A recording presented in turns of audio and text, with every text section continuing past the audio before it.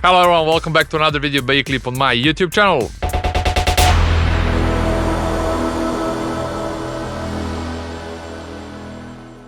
So this video is going to be a bit from a different angle as I got bored from the same angle. So I'm gonna try to make those videos a bit more interesting. And in this video, I'm going to share with you the track development process. So I'm going to share with you how do I go through the whole track and what are the steps and which order I go in order when I'm finishing my tracks. And all of this I'm gonna share with you because in the last 18 years I have developed one type of the process which I believe is working the best for me. So in this process, while you see how do I approach to whole track development, you might apply some of the steps in that way or maybe change a bit of an order, and that way you can fasten up or rise up the quality of your tracks. So usually the first step can be gathering some of the ideas. It might happen that I will have some vocal sample or some nice melody or whatsoever. So something that I found out on the way, like when I was doing something else or in my free time, something that I captured and measured. Maybe I heard some nice vocal sample, so I read a book and I wanted to record some sentence in order to pass certain message, etc, etc. So any type of the material which is just gonna be there for a start. And also this type of material can also associate us in a way of giving us a certain ideas how the track should be. As if it's any melodic content, it might give us the tonality from the beginning of the track. So if we analyze in which scale that melody is, it might also set us the certain scale, so etc. It might be the start point of one track. But this first step usually is not that often, and in most cases I'm starting a track from the empty project. And the first, usually in this case the second step, it's building the drum template.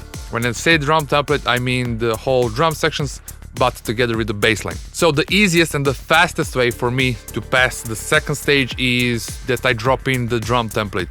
Now it's not that popular when you say I'm gonna start a track with a template, as it might associate or give a feeling that you're gonna use something that's already been used. In the past I was starting everything from zero and I was importing the kick, the hi-hats, the bass line. So I was trying to make every track kind of a unique. And that is really okay, but I believe that only the process or the approach wasn't that good, because when we drop in the kick and we choose the several different hi-hats and we are all doing that in a kind of an empty project. So from the beginning we want our drum template to sound really tough and really good, because it will be a really good idea starter or energy booster, and we will enjoy much more in the next steps if we have this drum template to sound best as possible. But if we are building it from the beginning, we cannot mix it properly in an empty project. As to do the mix properly, we need to have the rest of material inside the track. We need the leads, the melodies, the single shots, atmosphere, etc, etc, as only then we can balance our drums as well. We would need to have the drum template that is not mixed on the beginning, to wait to drop other ones and then to get back to mix them. So this is why I'm using the drum template, as that way I'm using the drum template mostly as a reference for a mix. So I drop all the elements inside the track, I set up the BPM, and I will do the bassline from the beginning. This is my rule, because the bassline will give the kind of a different character to every track, and only changing the bassline can give a completely different vibe to our track. So I will use the kick and the rest of the hi-hats all together with the snares, claps, etc, etc, the crash, some of the risers as well, as that way I will have the level reference. What does that mean? That after I have that template ready, I will start maybe replacing the snare or the claps or whatsoever, but I will have the previous snare from the template exactly on which level I need to set the rest of those materials. And that way I have a feeling I'm not working in the dark, as I already have the reference. As anyway, I was gonna mix all of them a bit differently, but why would I lose that much time in mixing a drum stems in an empty project when I drop everything else? I'm gonna change that from the beginning. So that part of the job I wanted to get rid of, because I realized that is a wasting of my time, and that having the template as a mixing reference is something really smart, and mostly for the drums. And in my case, if the drums are mixed correctly, I won't have much of the problems mixing anything else in my tracks. So now we have the drum template or the drum sections done all together with the bass line, and now the most magical part for me is building the single shot sounds and giving the atmosphere or the soul to our track. This is the stage where I enjoy working the most, and it is the process which I'm really not happy to stop working on. And usually when I need to go to the next stage, I feel a bit sad, as this part of just playing with a bunch of different sounds, applying different combinations, giving the variety of different single shot sounds, and that way kind of painting a track is just for me something that is have some really meditative state where I get lost into it. So this is why my tracks probably have more sounds than usually needed. And my biggest problem when I need to finish a track is what material I'm gonna kick out, because I mostly have too much material in my tracks. So this stage of building the single shot sounds is generally like giving the whole loop or the whole template, giving it a soul. And this moment, if done correctly, it's gonna be the starter. So now I'm going back to the first step, and that was the ideas.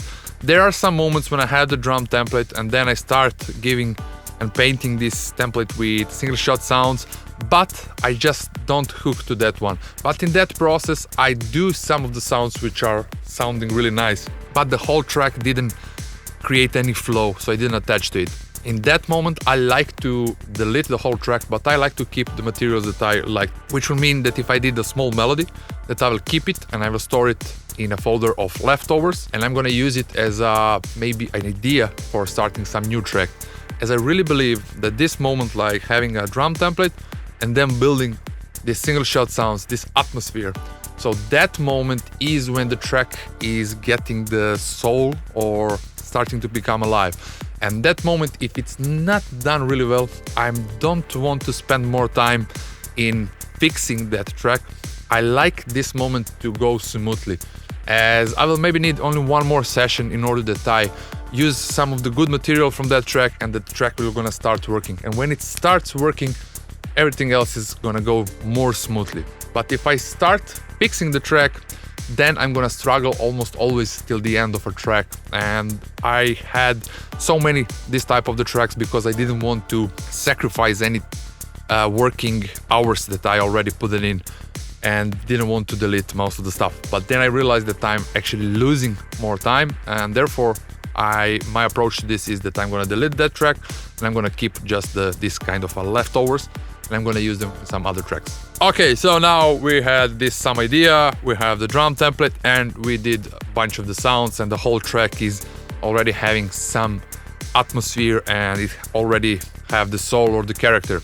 So now is the moment when I'm gonna start working on some storytellers. Storytellers are usually the melody or some type of the sequences that's gonna be repetitive, that's gonna go in some circles, and they're gonna show up in some position of a track, and then they're gonna stop. So they're gonna have a certain position, while single shot sounds, they are just there as a bank, and then we're just gonna trigger them during the whole track, while these storytellers are gonna show up in some moment and then they're gonna disappear, and they might repeat once again, but once they show up, they're gonna tell the story and then they're gonna disappear. And then this is why I call them storytellers, and they are specific category of sequences in Psytrance music. So okay, now we have the idea, the drum template, the single shot sounds, and we already have some storytellers. So this is for me enough to start working on arrangement. But for making the arrangement, I really want to have an intro. So this is the next step, is building the intro. And intro is really important for me for several reasons. And one of the reasons is that usually when I got hypnotized by certain parts of a track, when there's something that you spend a bit more time in a certain or specific area of a track, then you're gonna hypnotize by that. The best way to get out of this hypnotic state, in my case, usually is to rewind the track to the beginning. That way I'm gonna get into the flow of a track. And this is the important part as the intro, and then we have this moment of the first kick in the bass, which is one of the most important parts in us while building the Psytrance music, is that first kick in the bass. This is where the power is gonna go to the roof, and everyone loves the sound of a Psytrance kick in the bass. They are the key and the root of our music. So this moment, this switch is gonna be super important. So by rewinding a track on the beginning, and hearing the whole intro and then the first moment of the kick and the bass. And usually when this first kick and the bass start playing, I'm gonna keep that area a bit drier because the kick and the bass are just huge enough. And I want, in that moment between the intro and the first kick and the bass, I want the attention usually to go on the kick and the bass, on the groove itself, because the groove, the kick and the bass are super important part of our music, and therefore I don't want to cover that with too much of single shot sounds. And therefore I always like to have the intro and then that switch, and this is the moment when the track is already starting to have the flow. And in my opinion, the flow is the most important. In my opinion, like the third stage with the single shot sounds and the flow is the most important. The flow can be associated with the arrangement, but also with this progressive arrangement type, as this is where we can tell the story during the whole track. And later on when we finish our track, that track is gonna be part of a set. So the flow or making the arrangement is really important, as on the end, we're gonna end up on the stage playing in some festival or the party, and we're gonna create a story or some type of, not a product, but some type of material which is gonna be 2 hours long. And therefore, like, the story or the flow of each segment of that bigger part is gonna be super important. Therefore, the intro, the first kick and the bass, and then the flow is gonna start to be really nice. Intro, the transitional moment between the intro and kick and the bass, and then this is the moment from the second stage, like the kick and bass mixed already properly. In this stage of a track, it's really important, as if they sound really good in this stage, it's gonna be much easier for us, as the track is gonna be driving us and it's gonna start telling us what to do next. We're gonna be just inspired if the groove is working and kick and bass are sounding really tough and the rest of the drums are sounding really tough, and then we're gonna just enjoy being creative. And in my opinion, and in my case, it's just go much smoother than if I don't have all of these stages done properly, as I just mentioned. So now we have like the half of the track. We have the intro, the kick and the bass, the rest of the drums, some storytellers, and this is already half of the track. And this is the moment when we usually, or we're gonna add some more material, this is now optional, and then we're gonna build the break. But straight after the break, the second part or second main part of a track is gonna come. For that second part, I usually like to call there are 2 scenes track or a 3 scenes track. This is the most popular lately. Those 3 scenes tracks, like when we have the intro, the first part development, some storytellers, then the break, and then usually people like to change the groove, like with the glide bass lines, with the triplet, with offbeat, just to change it from the first part, then smaller break, and then this third part or the third scene of a track is gonna come. My tracks are mostly like 2 scenes tracks. I like to have the first part a bit longer when I'm gonna slowly develop it. I'm gonna have some storytellers. Break is usually gonna be the similar as an intro, because I already spent time in building the intro and they are similar, but I'm gonna enrich it and change it in a different way, so they are not exactly the same, but I'm gonna use a lot of material from the intro, and then I'm gonna build on top of it what's needed, and then I'm gonna have the main happening of a track. Is it gonna be usually the big lead melody, the second or the last or the main part of the track, or the peak of a track is gonna happen. I'm gonna play with the arrangement, maybe I'm gonna bring the kick and the bass. This is now all optional, but after some time this peak of a track is supposed to happen. Like, is it a melody with all the drums or something? The main happening of a track is happening, and then the outro goes. So these are the steps when it comes for a creative work. Now when it comes for a mixing, this is a bit complicated, because I'm gonna do the mix all the way. As I already said, I'm gonna drop in the drum template and I want to have the reference, so I'm gonna do the mixing from the beginning, because I just like to have my tracks sounding is the best as possible all the way while I work on them, as that way I just enjoy much more, and the groove and if everything is tight, it's just much more enjoyable. But of course I'm gonna have to double check everything and etc. So I'm gonna now listen when I have the whole track, like the first stage. I'm gonna maybe make a small break to not listening for a few days, and then I'm gonna start listening it again, and I'm gonna start like filling the gaps. If there's some maybe fixing in arrangement, or some part is needing some different sequence, or maybe I need one more smaller melody to just cover up some part of a track, etc. Doesn't matter, but I'm gonna like review it, and then after that I'm gonna put it in a freezer or in a bunker, or put it on ice, as I like to say, and I'm gonna keep it there for some amount of time.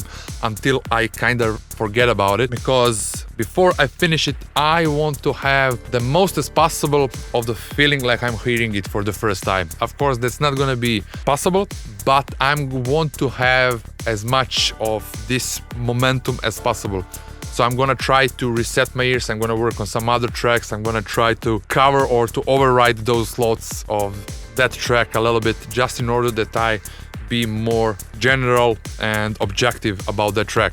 And now the finalizing the track. This is the moment when usually I need to switch from sound designer, artist, audio engineer, the mixer, the mastering guy, to a complete and original producer, as I want to now try to experience the track as the user. So I'm gonna try to follow only the flow. Is it everything happening on the right time? Are some sounds maybe too much? Maybe I'm gonna miss some other types of the sounds in order that provide the best product as possible.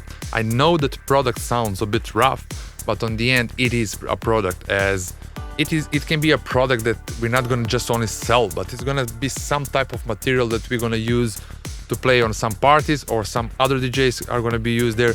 And in the best case, it's gonna be a promotional material for us. But anyway, as it's a material that's gonna be sold on some shops or Bandcamp or whatsoever, or just on your YouTube, it is type of the product, as it will generate some income, and therefore it is a product. So I'll try to adapt it in a way, or to arrange it so it suits the bigger crowd as possible. I'm just gonna try to see if some things are maybe too much. If I feel that they are too much, I'm gonna try to reduce a little bit. Or if I have maybe too much of distorted sounds, or it's like too aggressive, or maybe in that peak of the track I put it too many sounds, I'm gonna soften it up, I'm gonna try to polish it up in a way so I build the best possible product as possible. And after that, I'm gonna start promoting that track and fixing the release, etc, etc. So these are the things that I was able to say in one video without any script or anything, and I tried to give you the most as possible information. And there are probably several things which I forgot, but anyway, I'm gonna keep some of that ideas for one of the next videos. And also my next course, Psyentific Mastercourse, is going really, really well. But now I'm in the audio engineering part, which I really try to give specific informations and to create the flow that's gonna be obvious and logical for everyone to check it. So anyway, thank you very much for watching, and I really hope that you like this video, and see you soon. Bye. Ciao.